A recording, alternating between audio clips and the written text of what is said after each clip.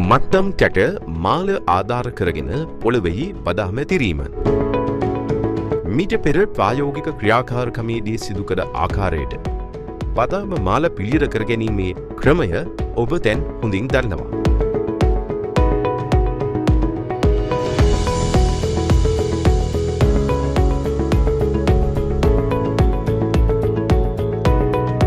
එලෙස පිළියෙල කරගත් බදාමය මාල දෙක අතරට සාදාගත් බදාමයේ යොදා මේසන් හැන්දෙන් නිබැරදිව තදකර මාල දෙකේ උඩ මට්ටම් ආධාර කරගනිමින් මට්ටම් විය ආධාරින් බදාමය කපා මට්ටම් කරගන්න.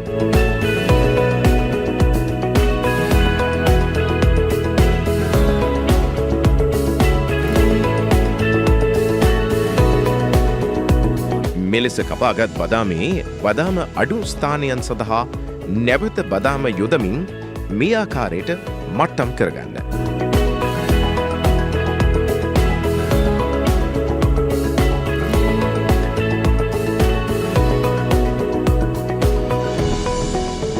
දැන් බදාම ඇතිලීම කොටසින් කොටස කර එම කොටස මනිස් ලෑල්ල ආධාරයෙන් මේ ආකාරයට මට්ටම් කරගන්න.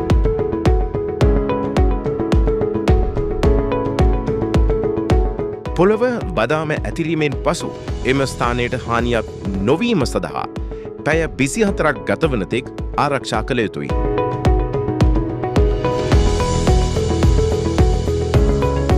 බදාමය අතුරා පැය 24කට පසු එම බදාම පුෂ්ඨය මත පිරිසිදු ජලය යොදා හදම් කිරීම දැන් සිදු කරගන්න.